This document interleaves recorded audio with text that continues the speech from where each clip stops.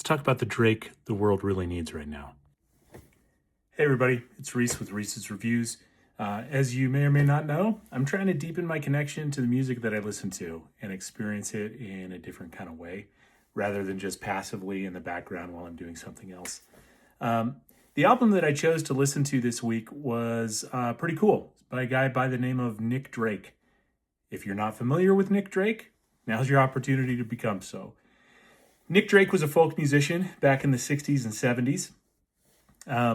The album we're talking about is an album called Pink Moon. Now, Nick Drake was born to British parents in Burma. I believe his father was an engineer at the time that the British Empire was leaving Burma. I don't even know if that's accurate. Burma, like the British Empire. Anyway, they moved back to England, and that's where Nick Drake was raised. Both of his parents, musicians, taught him how to play different instruments. I believe the saxophone was on there.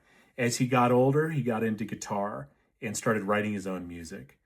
Nick Drake was, by all accounts, a pretty regular kid. He was quiet, kept to himself a lot, but a lot of accounts from some of his friends and kids that he went to school with said that he was a quiet leader.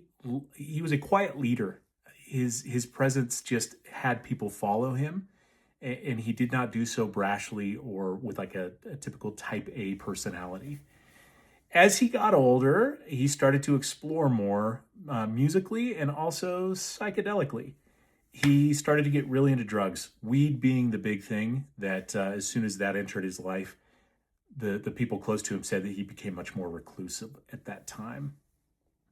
Some reports say he started getting into some psychedelics, some LSD. And anyway, he gets signed to a record label, a pretty major record label at that. The problem is Nick Drake did not like to perform publicly, and he did not like to do interviews to market his material. So the first two albums that he released had no success, really.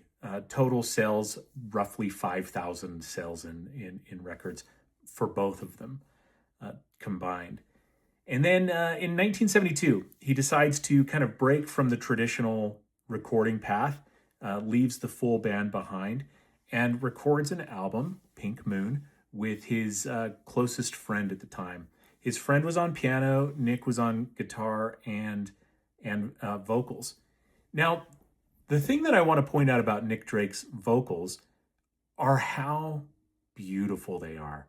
They are light, almost ethereal. I'm a big fan of Nick Drake's vocals. As I listened to this album, I couldn't help but feel that as he was recording this album, he was in a very dark place. And the words, the lyrics seemed very personal. I got the sense of, who's listening to this anyway? Why am I even doing this? Why am I even here? Very bereft of hope. That is, except for the first track and the last track. Now, I do want to point out the brevity of this album. It's 11 songs, roughly 28 minutes. This is a tight record, but he packs a lot into each of these songs. They're all very, very, very good. The title track, the first track, Pink Moon, is one that you may recognize when you go and check this record out. The problem is, again, sorry, I just kicked the camera. Nick Drake didn't want to promote his material. So this record went largely unknown and was considered another failure. It only sold about 6,000 records between the years of 1972 and 1999.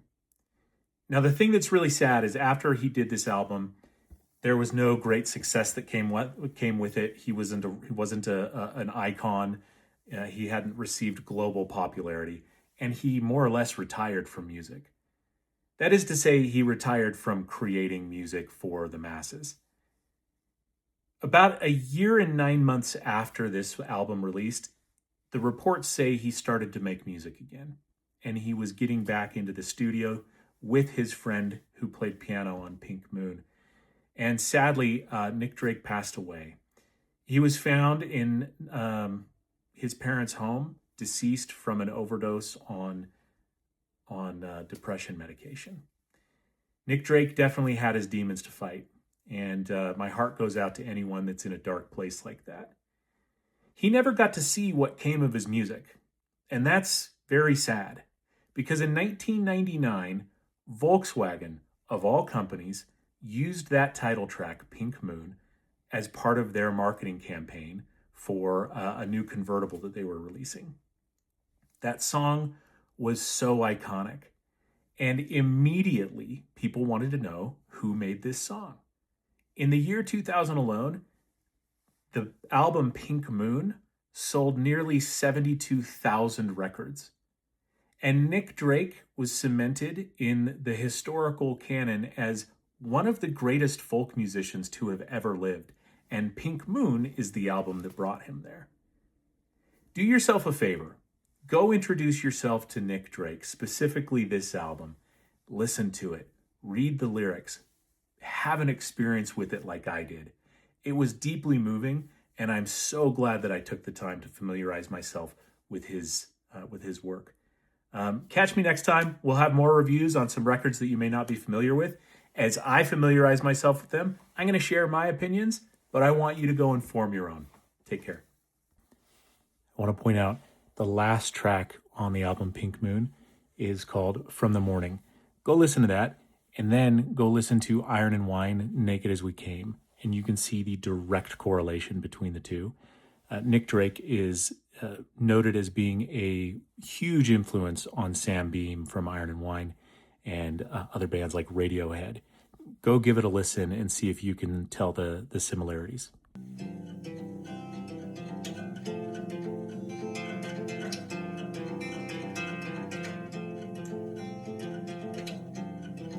Day one storm, and it was beautiful. Day one storm from the ground.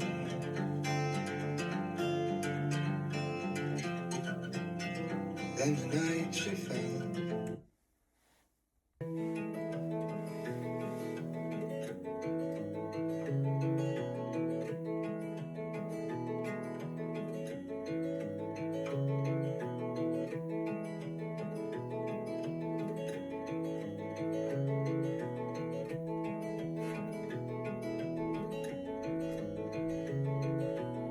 She said